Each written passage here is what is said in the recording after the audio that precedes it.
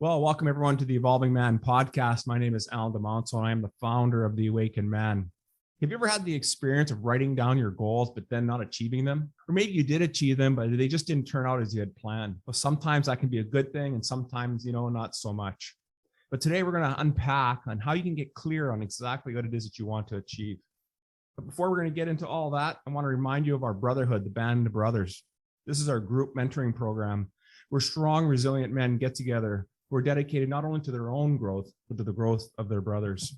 And while that's a great and phenomenal program, gentlemen, if you're really interested in raising your standards as a father, a husband, an entrepreneur, then I encourage you to participate in our Hero's Quest.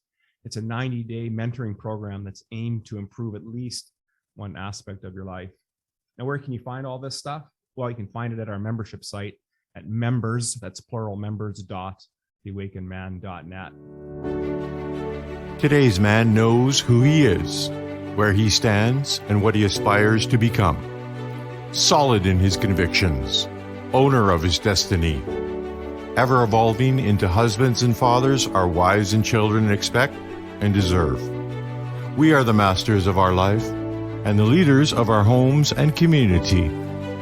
Welcome to the movement. Stay strong, my brother. And so what we're going to do, we're going to get into today's episode. And, as customary, as we get into it, I'd like to ask a couple of questions just to really get us honed into what the topic's going to be about. And so, do you know what you want out of your life? That's a pretty heavy question, don't you think?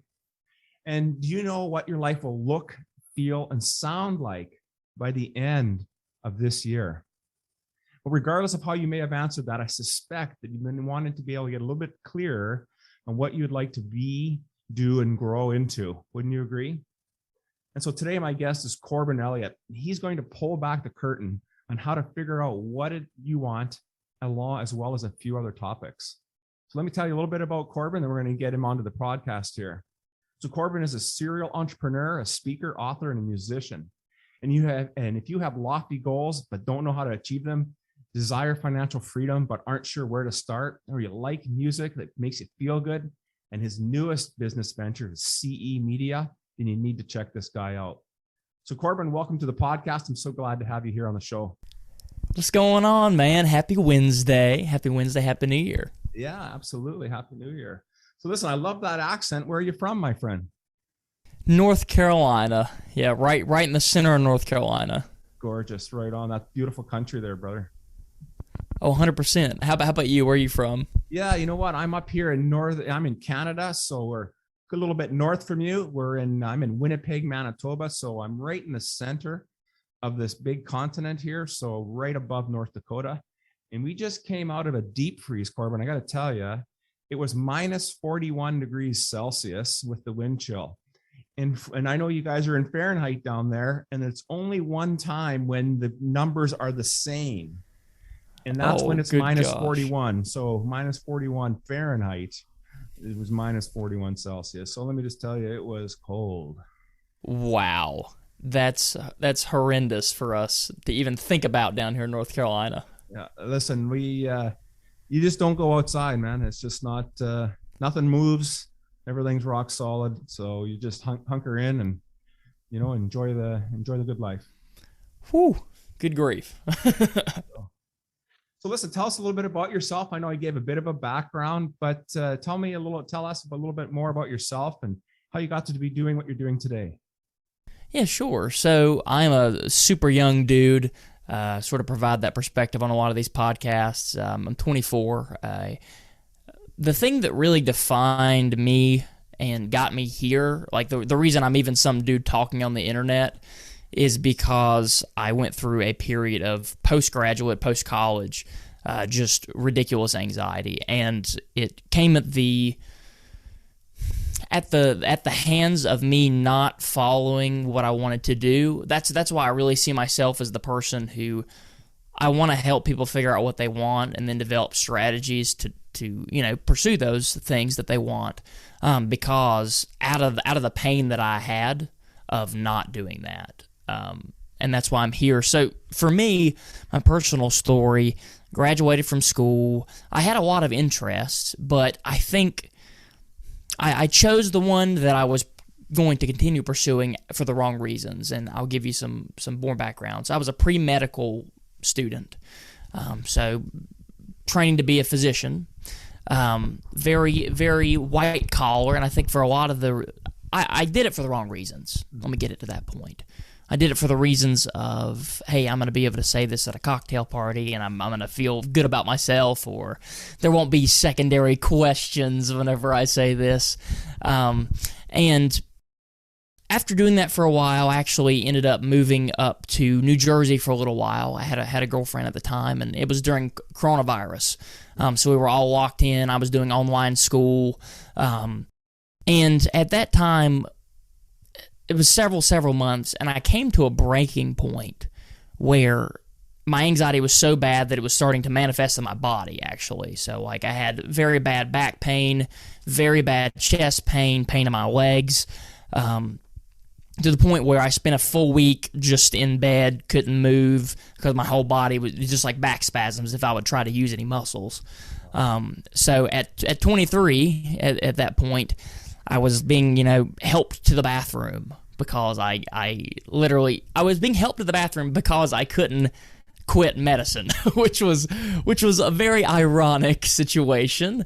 And from that point forward, I wish I could have said I jumped ship really early, knew what I wanted to do, was bold, and took off. But no, I literally got to the darkest, deepest hole I could be in and then walked out to making decisions that were a little bit more courageous and a little bit more aligned with what I wanted.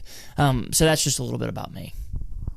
There you go, my friend. You know what? Thanks for sharing your age there. I could tell you're a younger guy. Listen, I have two sons that are in your age bracket. I got a 27-year-old and a 30-year-old. And it just, as a father, you kind of think after 18, they're out starting to do things that, they should be fine. And so I'm really impressed that you have the courage to talk about these challenges as a young man, what you were going through. And while we may think that we want the best for our children, as a father, we may not know how to approach that. So how was that for you in your relationship with your dad, and being able to just talk about these things and work it? Or was that something you guys even were able to do? Yeah, to some level. So I think, with my mission, the thing I wanted to do, starting a media company is a little bit outside of the box online. That's a little bit, as I'm sure. And I think we had a disconnect in the way that he didn't really know what it was. Not that he didn't ever. But it was just the shift for him and everybody else in my life, frankly, from a same sort of group strata, that, they weren't sure of the move because they didn't really know what I was going for, because they weren't as familiar with it as you would be for a physician, of course. But at some level, and something I think we're still working on in that relationship, I was just talking to him a few minutes ago about that, actually, and just like continuing to have open conversation, which is difficult, especially whenever there's an ideology contrast. So, but I think we did an okay job. Right on. Well, that's great to hear that you had the opportunity to speak with your father, right? Because there's a lot of, in the men's area that I serve, that there are some of us that have challenges being able to speak and relate to our sons. And 100%. It's just we're not understanding the challenges that are facing you guys. And so tell me about, what's the most courageous thing that you've ever done? Well, honestly, there's a couple things that happened in rapid succession. I'm telling you, this point in my life, 23 years old, was all the difficult stuff. This came running at me. Because I was graduating school, lots of changes, right? It's one of those central turning points. So one thing was not doing medicine anymore, believe it or not, and pursuing a completely different route. Something that was not stable, something that was not, the good job that, everybody expects you to have, that sort of thing. Another thing was breaking up with my longtime girlfriend, who, it was a similar situation to where it was like really a great person, and awesome person, but it was just like it it was not a match for what we wanted long term. And I was at a point, I'm still working out of this point, I'm learning every day about getting clear about what I wanted. And I find that if you're not clear about what you want and you're in a relationship, it's hard to make that relationship really good, because you need to align wants in a relationship. And if one person isn't clear, it's problematic. And that's where I was. So making the decision to actually end that was really tough too. And I would say that was courageous just from an emotional perspective.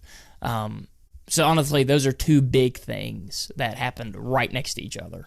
Well, and listen, my friend, those are two huge life-changing events that a lot of us will go through ultimately in our lives. And you did them almost together, right? Changing careers, yes. And losing, and I'll say losing a loved one, someone that you care for, because it's time for a change. And that can really put a lot of pressure on an individual to either make a decision or not. And so, kudos to you for having the gumption to be able to recognize that you needed to change. Obviously, the physical stuff was a big indicator for you, but even to dig a little deeper and look at a broader picture shows so much maturity for a young guy. And I think that's outstanding, Corbin. Really good. Well, thanks, man. I mean, and like you're talking about getting the gumption to do it, man, it wasn't quick. Like I said, I didn't notice early in the process and been like, oh yeah, the career's not for me and the relationship isn't working the way I wanted to. Like, no, it was like indecision for a long period, which is the torturous part, right? Yeah. And then finally at the end of it, then breaking it off. I mean, I could have gone longer probably, but yeah. I am really glad that I did have the courage to make those decisions, because I do think I'm better for it. 100%. I agree. And the challenge and what you're really telling us is that, you were already starting at 2024 to find your identity, to know who you are as a man, and to be able to stand in that truth, no matter how painful that was going to be, especially in the short term. 100%. So tell me a little bit more about what would be your secret then to be able to feel good. You're in that time frame, you're not really feeling good about life, but what's your secret today? Yeah. So this is one of the tools that I use to get myself out of the really rough spot. So I wrote a book and I included all of these things in it for a reason. The most practical things I could possibly put in it. So exercise. And here's one that is really good for finding out what is going to help you feel happy. Okay, so this removes the guesswork. It's called the Joy Journal. And the Joy Journal is based out of every day at the end of the day. I did it for 30 days, just because that's a convenient number of days to do it for. I would write at the end of the day the thing that made me the happiest during the day. So like the things that made me happy, every day. And then at the end of the 30 days, I would just free write, of course, on these things. I would search for patterns throughout the journal entries. And then from there, it's just the process of building out the infrastructure to where you spend as much time as possible in moments that are similar to the ones that made you happy before, and then backing it out that way. That's outstanding. It's one of the things that we talk about as well, is about getting men to journal. And, it seems to be a challenge for a lot of us. I'll raise my hand on that. I'm just getting better at doing it more consistently, and doing it every day, and to look for those different reasons to journal, and the patterns that come around, right? It doesn't necessarily need to be a spill your guts piece, and it shouldn't necessarily be about rehashing.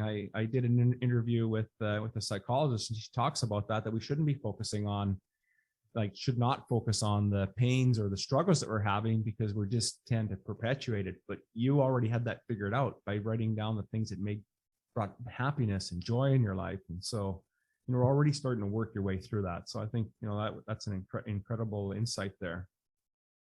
So yeah, I think... Go ahead. Oh, sorry. I think reorienting to the things that make you happy is really the best play that we have. I think the whole game, the game of life, I think we're all looking for positive emotional experiences, like positive feelings. So why not work it by looking for things that bring you positive feelings and then maximizing that time? That, it seems like a common sense thing, at least from my end. But anyway, that was just my little aside. I love it. I love it, Corbin. Absolutely. And it's lots of insight for you. So it's really good. So tell me, how can, if you were to be coaching me right now, How would you coach me to be able to get clear for what I want in life? Yeah, sure. So I think there's a couple good things that are just great for finding general self-awareness, whatever it be. I think meditation's big. A lot of people talk about this. I am one of them. I think it just, on so many levels, it helps you to be okay in the moment. It's one of those things that helps you to be okay and be comfortable in the moment whenever you're feeling uncomfortable. But the secondary thing is it actually helps you to understand your tendencies and then play towards those in the future. So, I think that's really important. I think meditation and journaling are big. But the great thing about meditation sort of helps you to notice the things that are good for you, which is an interesting thing. Like, it helps you to, in the moment, because, you meditate for 10 minutes. You do that. But that helps you even better, I think, is that tendency of noticing carries over to your daily life. And then that helps to inform you about the things that are good for you. Like, I think if you have that building block, that's good. And also journaling with questions that are, profound, I guess, in the sense of what do I want? What was the best part of my day today? Things like that. What am I most grateful for? Right. That is outstanding. That's really good. And I totally agree with you. Using meditation to really get centered for what it is that you want and believe in life really helps get clear on what it is that you want to be, do, and have for your day and your life. So that is really profound, my friend. It feels, because I think a lot of times we feel unstable or uncomfortable, and I think that comes from you're not centered or you're not sure of things, and we really have a tough time just subconsciously with uncertainty. I think the more certain and the more clear we can get about whatever it is through meditation, through journaling, through whatever, the better, the more comfortable and okay we'll be throughout the day. Absolutely. And you're using the two excellent modalities, right? We have it in our mind, we've meditated on it. And then the journaling process really helps bring that clarity out as well, because now we're physically doing something by writing down what our thoughts were. And once it's on paper, it's amazing how different and how much energy comes out of that thought, right? Because it's finally being released in some way. And if you're a person just short term, so we talked about trying to walk yourself out of that discomfort. But if you're feeling uncomfortable or feel bottled up or whatever, I would recommend just this journal exercise. I call it a brain dump. You literally just have the journal and just write. It's just stream of consciousness. You talked about energy of words. Mm-hmm. You just stream of consciousness with no intention to use it again. You might, but so write whatever. You're not gonna read it again. Just write it. And how soothing that is. That's something I do whenever things are really falling to pieces, and that helps to calm me down, I guess. Right on.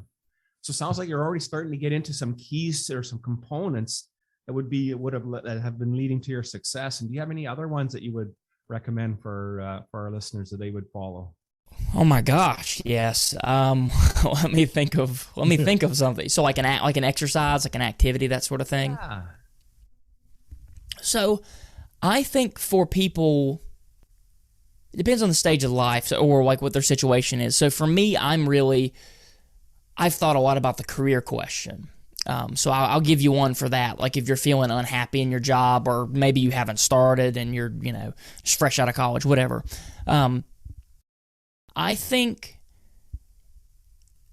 giving yourself time and being okay with trying things and not feeling like you have to lock yourself down is an important exercise. So like the tactical, like day-to-day thing is like, work your job, but then with any extra time you have, try things and like try to find your bliss, like do them.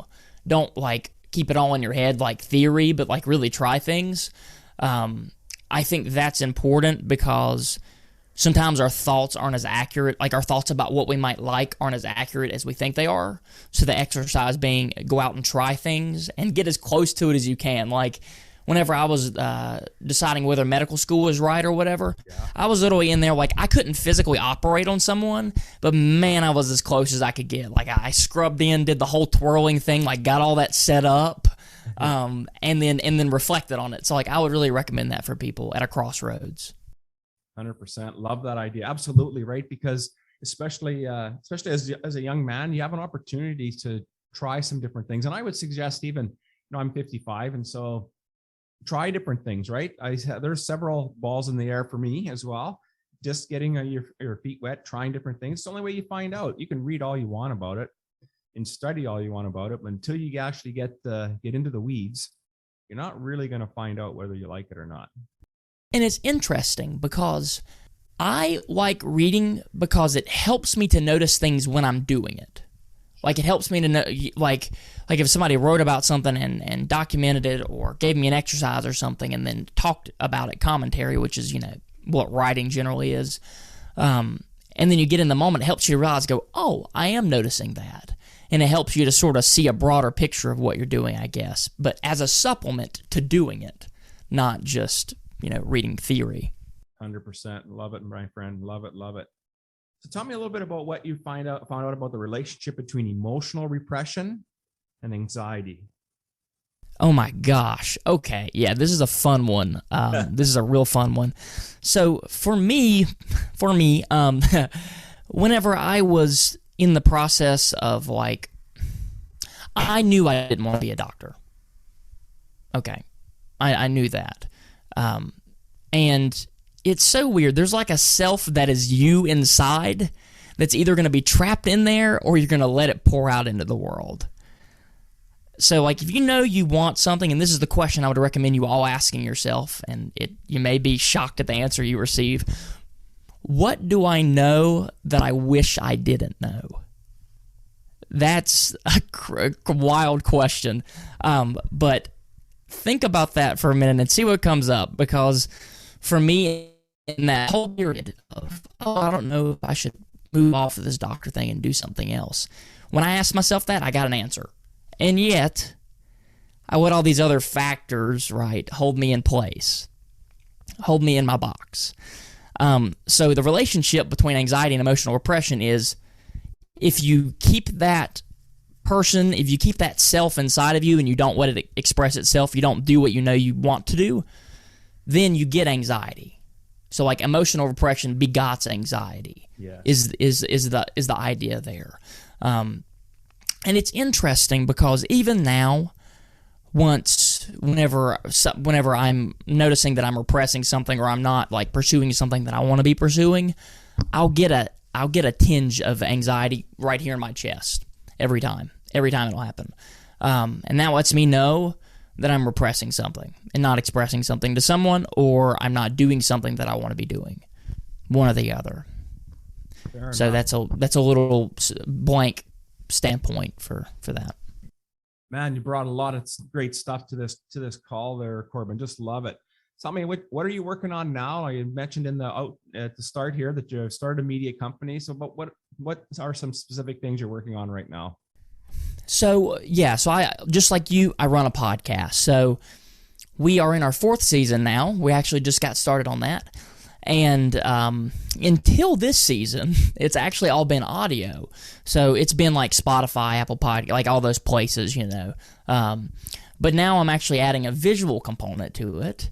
And we are shooting for YouTube. So what I've been working on here recently is learning how to shoot video, how to shoot it in the highest quality it possibly can be shot in. Because actually after this, I'm going to record my first episode of shooting high quality video for YouTube. Nice. So that's the thing that I'm literally doing in my moment. But a lot of the best ways to see my stuff is the podcast. It's everywhere. It's called the Peace and Purpose Podcast. So if you look that up anywhere, it'll pop up. If you look it up on Google, we're the whole first page.